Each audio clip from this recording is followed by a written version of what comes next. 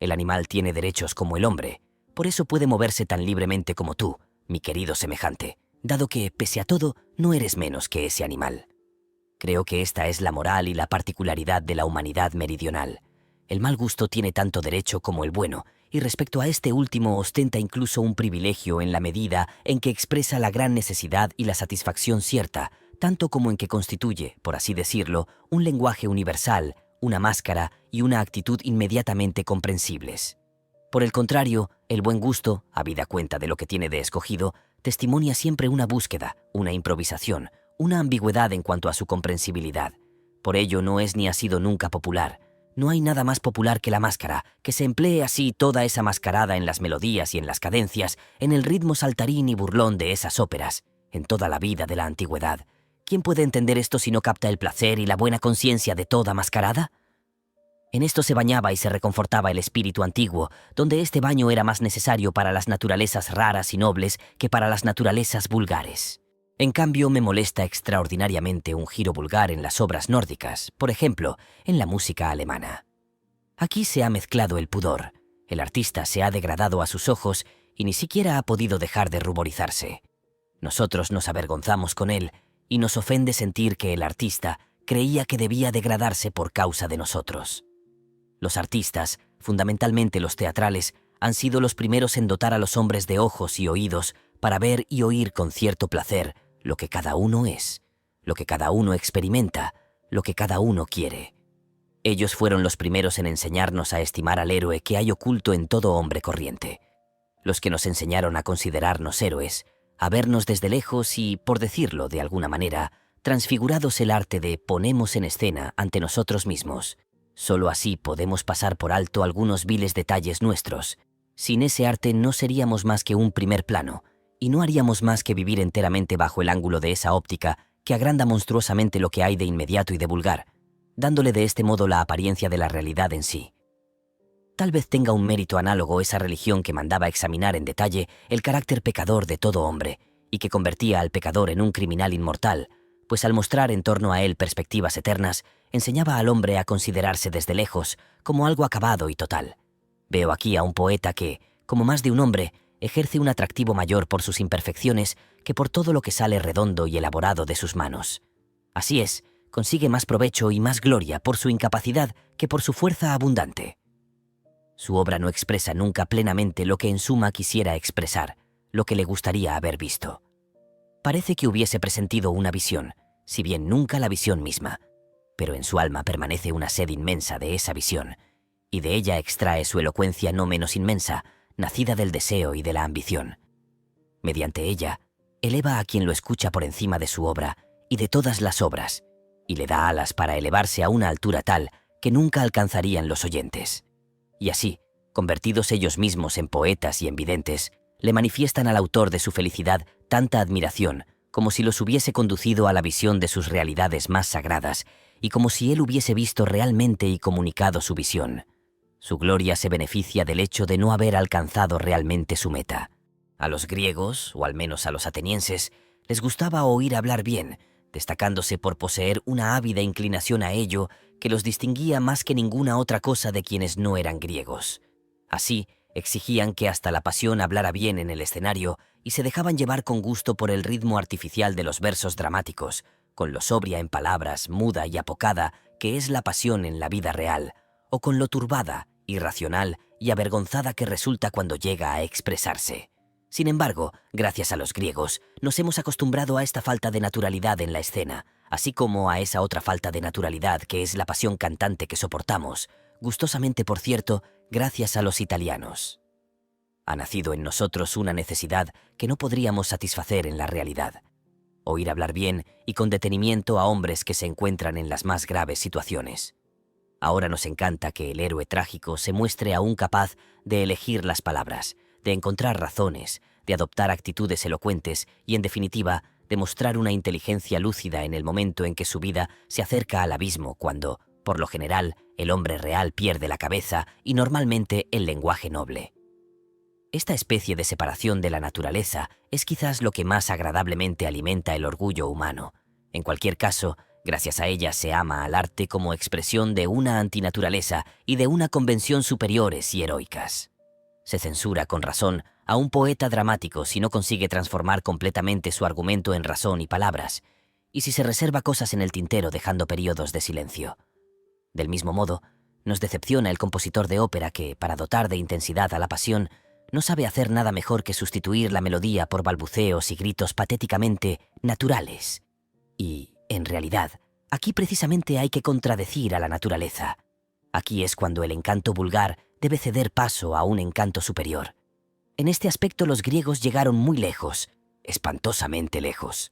Del mismo modo que supieron construir el escenario más angosto posible, prohibiéndose todo efecto que haya surgido de un telón de fondo que diese profundidad, y del mismo modo que convirtieron al actor de la mímica y de los gestos fáciles en una máscara, congelando de igual manera su actitud solemne y sus rasgos. Asimismo, privaron a la pasión de la profundidad de su propio telón de fondo, dictándole a cambio la ley del discurso bello y recurriendo a todo lo que suprimiera el efecto básico de unas imágenes capaces de generar temor y piedad. Porque no pretendían en modo alguno suscitar temor ni piedad, como muy bien dice Aristóteles, a quien hay que rendirle los máximos honores por su acierto al apuntar esto, si bien cuando habla del fin último de la tragedia griega no supo dar en el clavo, ni mucho menos. Si pensamos en los trágicos griegos, veremos que lo que más suscita su entusiasmo, su ingenio y su emulación no es precisamente sacudir a los espectadores con pasiones. El ateniense iba al teatro para oír discursos bellos. Sófocles se preocupaba de hacer discursos bellos. Y discúlpenme esta herejía. Una cosa muy distinta es lo que sucede en la ópera seria, en donde todos sus maestros tratan de impedir que se entienda a sus personajes. Una palabra captada al vuelo viene a veces en ayuda del oyente distraído, pero, en la totalidad, lo necesario es que la situación se explique por sí misma, sin importar la forma del discurso. Así piensan todos, y así se han tomado en broma las palabras. Tal vez les haya faltado audacia para expresar su desprecio radical por la palabra. Un poco más de impertinencia en Rossini, y no hubiese hecho cantar más que la desde principio hasta el final. Y con razón. El hecho es que a los personajes de una ópera no se les debe creer por sus palabras, sino por su tono. Esta es la diferencia. Esta es la hermosa antinaturaleza por la que vamos a la ópera. Incluso el mero recitado no debe entenderse en última instancia como texto y palabra, pues esta especie de semimúsica está más bien destinada a conceder cierto reposo al oído musical. El reposo que conviene después de la melodía como goce sublime y por consiguiente como lo más agotador de este arte, cumpliendo también otra función, la de hacer que nazca una impaciencia creciente, una repugnancia progresiva, un deseo nuevo de música total, de melodía. ¿Qué es el arte de Richard Wagner desde este punto de vista? ¿Acaso algo distinto? A menudo he tenido la impresión de que hubiese sido preciso saberse de memoria la letra y la música de sus obras antes de asistir a su representación, sin lo cual se corre el riesgo de, me ha parecido, no entender la letra y ni siquiera la música. ¿Qué tiene esto de bello?, preguntaba un agrimensor después de una representación de Ifigenia. No demuestra absolutamente nada. ¿Estaban los griegos tan alejados de este gusto? En Sófocles, al menos, todo está demostrado. Los griegos fueron inconmensurablemente lógicos y simples en toda su forma de pensar, y no se cansaron de serlo durante su mejor período, a diferencia de lo que les ocurre frecuentemente a los franceses, quienes, en ocasiones, dan un salto con excesiva complacencia al campo contrario. Estos solo soportan el espíritu de la lógica cuando manifiesta, mediante numerosos saltitos al campo contrario, su sociabilidad, su sociable negación de sí. La lógica les resulta tan indispensable como el pan y el agua, al igual que estos alimentos son vitales para los presos, por cuanto constituye la única comida que, además, ha de tomarse a solas. En la buena sociedad no hay que querer ser el único que tenga toda la razón, como lo pretende la lógica pura. De ahí la pequeña dosis de sinrazón que hay en todo esprit francés. La sociabilidad de los griegos distaba mucho de estar tan se desarrollada como lo está, y lo estuvo, la de los franceses. Por ello se explica el poco esprit que había en sus hombres más espirituales, las pocas chanzas que se permitían sus bromistas, el poco crédito que darían a mis frases, y cuántas otras del mismo género tengo en el corazón. Est res magna tacere, dijo Marcial, como todos los charlatanes. Es legítimo juzgar el grado de sentido histórico que tiene una época por la forma en que traduce y trata de asimilar las épocas y los libros del pasado. Los franceses de Corneille y hasta los de la Revolución se apropiaron de la antigüedad romana de un modo en el que hoy ya no seríamos capaces, dado nuestro sentido histórico superior. Y en cuanto a la propia antigüedad romana, no se puede negar que metió la mano con violencia e ingenuidad en lo más destacado y sobresaliente de la alta antigüedad griega. Con qué deleite y falta de escrúpulos quitaron el polvo a las alas de esa mariposa que es el instante. Así, Horacio tradujo de un lado y del otro a Alceo y a Arquíloco, Propercio a Calímaco y a Filetes, poetas del mismo valor que Teócrito, si se nos permite juzgar. ¿Qué les importaba que el creador en cuestión hubiese vivido aquí o allá y que esto hubiese dejado huellas en su poema? Como poetas, apenas disponían de olfato para captar ese sentido arqueológico que es previo al sentido histórico. Como poetas, descuidaban los detalles más personales, los nombres y todo lo que caracteriza a una ciudad, a una costa, a un siglo, con su ropa típica y su fachada, para sustituirlo incontinentemente por su propia actualidad romana. Parece que nos preguntaran, ¿no tuvimos razón al renovar lo antiguo para nosotros y reconocerlo como propio al infundir un alma en ese cuerpo sin ida? Porque lo cierto era que estaba bien muerto, y que feo resulta todo lo que ha muerto. Ignoraban el goce, el sentido histórico. Les resultaba penosa la realidad pasada o extraña, y en ellos, romanos, se despertaba el ansia característica de conquista. Efectivamente, en aquel tiempo traducir era sinónimo de conquistar, no solo por. Ese eliminaba el elemento histórico, sino porque se añadía también la alusión a la actualidad, suprimiendo primero el nombre del poeta para colocar el propio en su lugar. Y no con el sentimiento de haber cometido un robo, sino con la completa buena conciencia del Imperio romano. Los amantes de lo fantástico en el hombre, que son los mismos que defienden la doctrina de la moral instintiva, razonan de la siguiente forma. Si admitimos que en toda época se ha honrado lo útil como divinidad suprema, ¿de dónde ha surgido entonces la poesía, ese ritmo de la palabra que dificulta en lugar de facilitar la comunicación y que se ha extendido y aún extiende por todos los rincones de la tierra como desafío a toda utilidad? Pues esa bella y agreste sinrazón de la poesía los refuta, utilitaristas. Lo que precisamente ha elevado al hombre ha sido tratar de liberarse de lo útil y lo que le ha sido inspirado por la moral y el arte. Sin embargo, será necesario, en alguna medida, darle la razón a los utilitaristas, y es que tan pocas veces la tienen que inspiran lástima. En los tiempos antiguos en los que nació la poesía, se consideraba que tenía una gran utilidad, una utilidad supersticiosa, desde que se permitió que en el discurso penetrara el ritmo, esa violencia que renueva el orden de todos los átomos de la frase, que impone elegir palabras y pinta los pensamientos con colores nuevos, haciéndolos más sombríos, más extraños, más lejanos. Se trataba de inculcar más profundamente en los dioses, merced al ritmo, una simpatía hacia los hombres, una vez comprobado que la memoria del hombre retiene mejor un verso que un discurso espontáneo.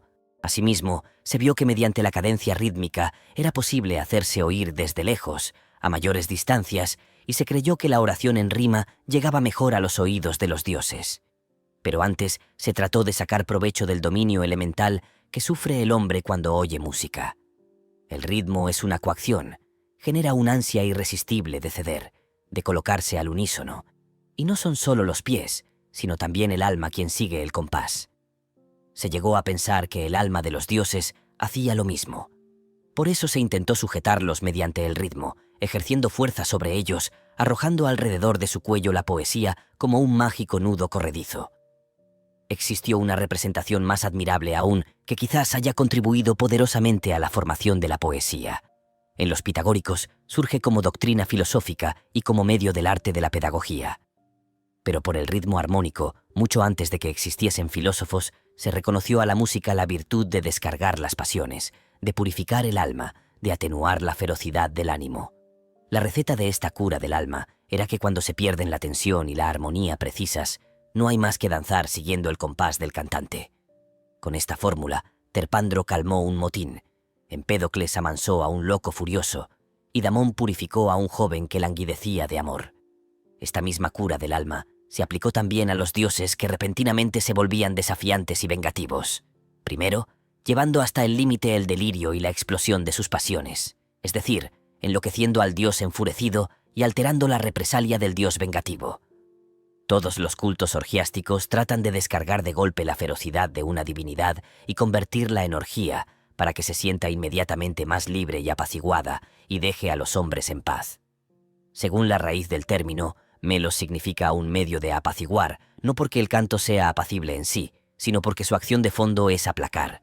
Y no solo el canto de los cultos, sino también el canto profano de los tiempos más remotos presupone que el movimiento rítmico, al sacar agua o remar, ejerce un poder mágico. El canto hechiza a los demonios que se cree que actúan aquí, los vuelve serviciales, los encadena y los convierte en instrumentos de los hombres.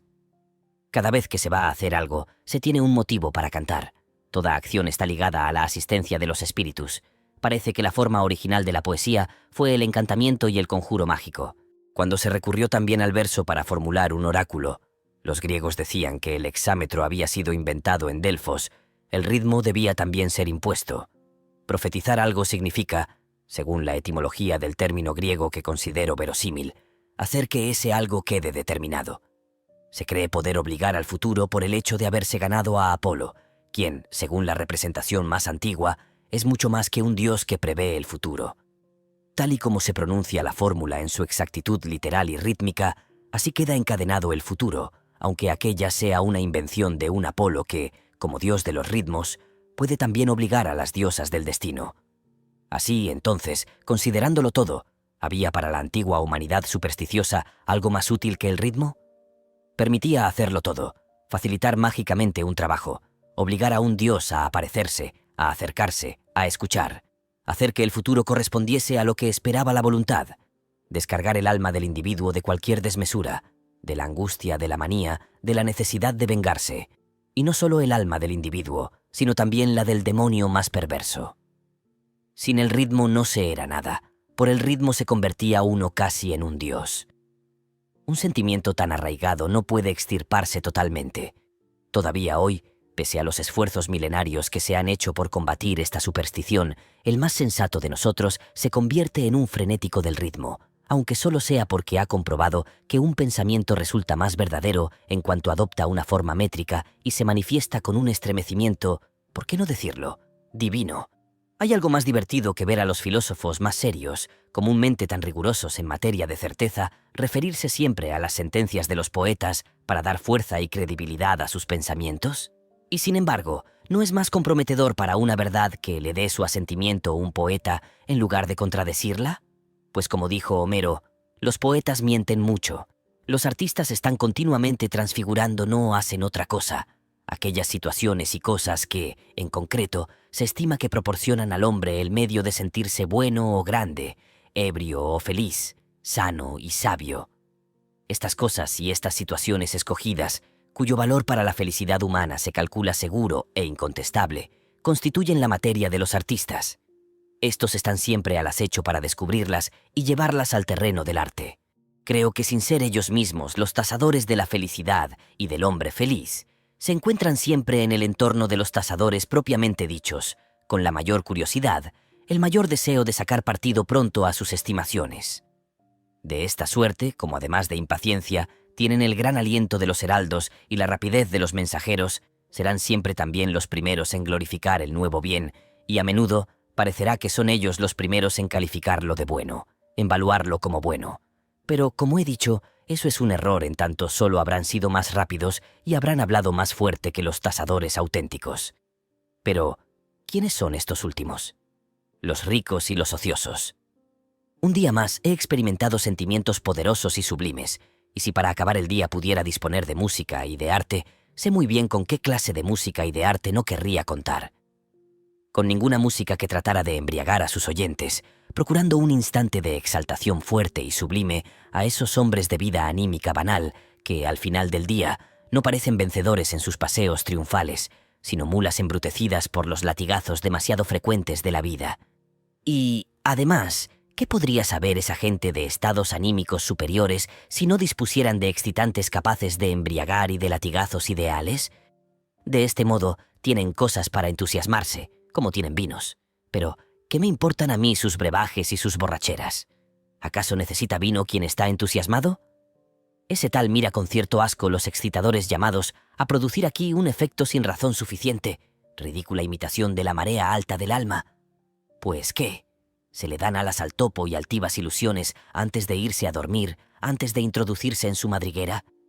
Se envía al teatro y se ponen cristales de aumento en sus ojos ciegos y cansados a esos hombres para quienes la vida no es una acción, sino un negocio, que se sientan delante de un escenario a contemplar a seres que les son extraños y para quienes la vida es algo más que un negocio.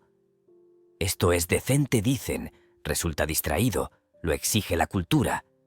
Pues bien, pensaré que no tengo la suficiente cultura en este aspecto, pues semejante espectáculo me asquea demasiado a menudo. Quien cree tener en sí la suficiente tragedia y la suficiente comedia prefiere mantenerse alejado del teatro, o bien, como algo excepcional, asiste al mismo, y entonces el conjunto del proceso teatro, público y poeta, exclusivamente, son para él el espectáculo trágico y cómico propiamente dicho, en relación con el cual la obra que se represente le interesa poco. A quien tiene el temple de un Fausto o de un Manfredo no le dicen nada los Faustos y los Manfredos del teatro, y encontrará sumamente cuestionable que alguien se atreva a llevar a un escenario a semejantes personajes. Mostrar los pensamientos y las pasiones más fuertes ante quienes no son capaces de pensamientos ni de pasión, sino solo de emborracharse. Servirse de aquellos como un medio para producir ese estado. Hacer del teatro y de la música el hachís y el opio de los europeos. ¿Quién nos contará alguna vez la historia de los narcóticos, que es casi la historia de la cultura, de la denominada cultura superior? Creo que los artistas ignoran sus mejores virtudes a causa de su excesiva vanidad. Su espíritu apunta hacia algo más soberbio de lo que parecen ser esas plantitas nuevas, raras y bellas, capaces de crecer en su suelo y de alcanzar una verdadera plenitud. No aprecian sino superficialmente la última producción de su propio jardín, de su propia viña. Su comprensión no es de la misma clase que su amor. He aquí un músico cuya mayor virtud consiste en acertar los acentos característicos de las almas dolientes, oprimidas, martirizadas y hasta en hacer que hablen animales mudos. Nadie es comparable a él en cuanto a expresar los matices del otoño avanzado, la felicidad indescriptible de un goce definitivo y fugaz. Conoce el peculiar sonido de la singularidad íntima del alma que se halla en plena medianoche, cuando parecen disociarse la causa y el efecto, mientras que en cualquier instante puede surgir algo de la nada. Con mayor fortuna que nadie bebe del manantial subterráneo de la felicidad humana y, por así decirlo, de la copa vacía de esa felicidad en la que las gotas más agrias y amargas acaban mezclándose con las más dulces. Conoce ese cansancio que arrastra el alma cuando ya no acierta a saltar ni a volar, ni siquiera a andar. Tiene la mirada temerosa del dolor oculto, de la comprensión que no consuela, de la despedida sin palabras. Al igual que Orfeo en toda desgracia íntima, es mayor que ningún otro y a grandes rasgos ha enriquecido el arte con muchas cosas que hasta entonces parecían inexpresables e incluso indignas de ese arte, que no se podían expresar con palabras, realidades del alma que eran inasibles, ínfimas y microscópicas. Efectivamente, es el maestro de las realidades ínfimas. Aunque se niegue a serlo, su carácter prefiere los grandes murales y las pinturas sagaces. No se da cuenta de que su espíritu tiene otro gusto y otra inclinación y que prefiere habitar en las casas destruidas. Allí, escondido de todos, hasta de sí mismo, pinta sus obras maestras propiamente dichas, que son muy breves, que a menudo no duran más que un paso de baile, pero que es tal vez el único lugar donde se muestra grande y perfecto. Sin embargo, lo ignora. Es demasiado vanidoso como para caer en la cuenta. Seriedad con la verdad. ¿Qué diferentes sentidos otorgan los hombres a estas palabras? Sin embargo, las mismas opiniones, las mismas clases de pruebas y de análisis que un pensador considera una banalidad a la que, para vergüenza suya, ha sucumbido en tal o cual momento. Esas mismas opiniones, digo, pueden dar a un artista que las descubre y que vive durante un tiempo con ellas, la conciencia de que desde ese momento ha sido sorprendido por la más profunda seriedad con la verdad, y que es digno de admiración por el hecho de que, aunque sea un artista, muestra el más considerado deseo por lo opuesto a la apariencia. De este modo, es posible que por su propio patos de seriedad cualquiera descubra la forma superficial y acotada con que su espíritu había actuado hasta entonces en el terreno del conocimiento. ¿No nos traiciona aquello a lo que damos mucha importancia? Esto muestra dónde se encuentra nuestro peso y en qué carecemos de peso. ¿Para qué nos sirve todo el arte de nuestras obras artísticas si hemos perdido ese arte superior que es el arte de las fiestas? Antes todas las obras de arte se alzaban en la gran avenida de las fiestas de la humanidad como signos y movimientos conmemorativos de sus instantes de máxima felicidad. Ahora se recurre a las obras de arte para alejar de la gran avenida de los dolores humanos a los pobres seres agotados y enfermos, con el fin de darles un breve instante de deleite que les produzca placer y locura. Los libros y la redacción de sus líneas son cosas distintas en diferentes pensadores. Unos han concentrado en su libro las luces que supieron robarle rápidamente a los rayos de un conocimiento cuyo resplandor lució en ellos y que lograron asimilar. Otros no ofrecen más que sombras, imágenes reflejadas de colores grises y negras, de los que la víspera edificó en su alma. Como todos saben, Alfieri dijo muchas mentiras cuando les contó la historia de su vida a sus asombrados contemporáneos. Mentía en virtud de ese despotismo aplicado a sí mismo del que es un signo, por ejemplo, su forma de forjarse un lenguaje propio y de tiranizarse hasta convertirse en poeta. Acabó dando con una forma severa de estilo sublime que imprimió a su vida y a su memoria, lo que debió costarle mucho tormento. No concederé más crédito a una autobiografía de Platón que el que le otorgo a Rousseau o a la Vita Nuova del Dante. Notamos que los grandes maestros de la prosa han sido casi siempre también poetas, ya sea públicamente, o bien solo en secreto y en su fuero íntimo, pues la buena prosa se escribe mejor pensando en la poesía. Pues la prosa no es otra cosa que una guerra ininterrumpida con la forma poética. Todo su encanto radica en eludir continuamente la poesía y en contradecirla. Se pretende que toda noción abstracta sea como una travesura antipoética expresada en un tono jocoso. Toda sequedad, toda frialdad trata de sumir a la amable diosa en una cordial desesperación. Habitualmente se producen acercamientos, reconciliaciones pasajeras, luego seguidas de rápidas huidas y de bruscas carcajadas. Con frecuencia se alza la cortina y penetra una luz muy intensa en el instante mismo en que la diosa disfruta de sus penumbras y de sus pálidos colores. A menudo se le quita la palabra de los labios para cantarla con una melodía que hace que dirija sus suaves manos a sus delicados oídos, y así, esta guerra conoce mil diversiones que ignoran totalmente los hombres no poéticos, los llamados prosaicos. Claro está que estos solo escriben y hablan en una mala prosa. Si la guerra es la madre de todo lo bueno, el combate es también el padre de la buena prosa. A lo largo de este siglo se han destacado 4 hombres muy singulares y verdaderamente poéticos, que han llegado a ser maestros de la prosa, para la cual, por otra parte, no está hecho este siglo. A excepción de Goethe, reivindicado por el siglo que lo formó con justeza como hijo suyo, no veo a nadie que pueda ser designado como maestro de la prosa, a excepción hecha de Giacomo Leopardi, Prosper Mérimée, Ralph Waldo Emerson y Walter Savage Landor, el autor de Imaginary Conversations. No soy de los que piensan con el bolígrafo en la mano, menos aún de los que se sientan delante del tintero, concentran la vista en el papel y se dejan llevar por sus pasiones. Me molesta y me avergüenza todo lo que supone escribir, porque escribir es para mí una necesidad y me repugna hablar de ello hasta metafóricamente. B. Pero entonces, ¿por qué escribes? A. Bueno, amigo mío, voy a confesarte algo. Hasta ahora no he encontrado otro medio de desembarazarme de mis pensamientos. B. ¿Y por qué quieres desembarazarte de ellos? A. ¿Que por qué lo quiero? ¿Es que yo lo quiero? ¿Es que lo necesito? B. ¡Basta, basta! C. Las pequeñas y audaces agudezas acerca de cuestiones morales que Fontenelle incluyó en sus inmortales diálogos de los muertos pasaron en su época por paradojas y por juegos de una travesura sospechosa. Hasta los jueces supremos del gusto y del espíritu no vieron en ellas nada más, incluyendo quizás al propio Fontenelle. Sin embargo, hoy ha ocurrido algo increíble. Esos pensamientos se han convertido en verdades. La ciencia los demuestra. El juego se torna algo serio. Y leemos esos diálogos con un sentimiento distinto al de Voltaire y al de Helvetius, elevando involuntariamente a su autor a otra clase de espíritus mucho más alta de lo que aquellos imaginaron, equivocadamente o con razón. Conocedor de los hombres y de las masas, Chamfort se puso de parte de estas últimas manteniéndose apartado en actitud filosófica de reacción y de renuncia. Esto se puede explicar solo si tenemos en cuenta que había en él un instinto más fuerte que su sabiduría, que nunca había sido satisfecho el odio hacia todo aristócrata de nacimiento. Viejo odio explicable a partir del resentimiento de su madre, ya que su amor por ella lo había concebido como sagrado. Se explica así un instinto de venganza que procedía de sus años infantiles, que esperaba el momento de vengar a la madre. Sin embargo, tanto su vida como su temperamento, y más fuertemente sin duda la sangre paterna que corría por sus venas, lo sedujeron e impulsaron a integrarse precisamente en esa aristocracia y a ponerse en pie de igualdad con ella durante numerosos años.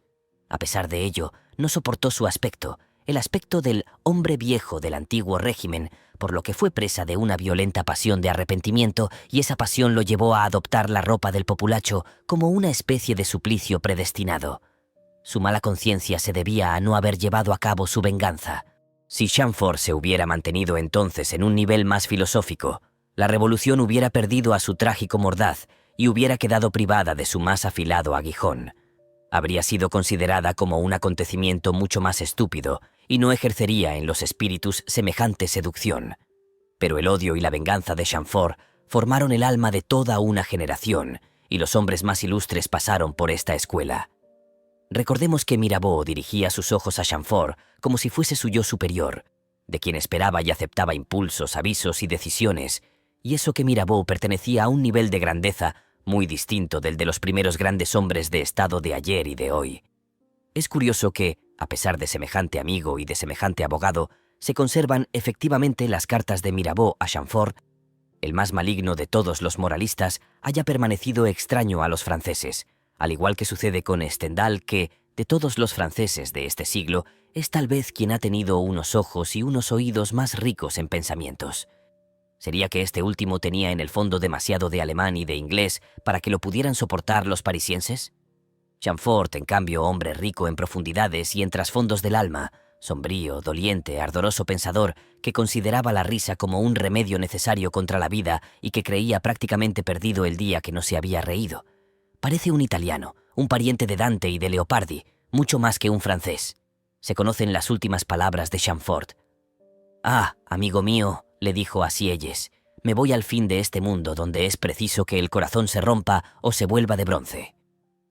Palabras que no son, verdaderamente, propias de un francés moribundo. Si hay dos oradores, para que uno alcance a expresar la razón de su causa, debe darle lugar a la pasión, pues sólo ésta hace que actúen sobre su cerebro la sangre y el calor necesarios como para forzar a su elevada inteligencia a manifestarse. El otro trata de hacer, por su parte, lo mismo de vez en cuando. Con ayuda de la pasión, intenta defender su causa de forma sonora, enérgica y atractiva, aunque con muy poco éxito por lo general. Su discurso se vuelve oscuro y confuso, lleno de exageraciones y de lagunas, lo que hace que resulte sospechosa la razón de su causa. Hasta él mismo acaba desconfiando de ella, lo que lo lleva a utilizar los tonos más fríos y desagradables que obligan al auditorio a dudar de la autenticidad de su naturaleza apasionada. En él la pasión ahoga siempre al ingenio, pues es un orador en el que la pasión se impone.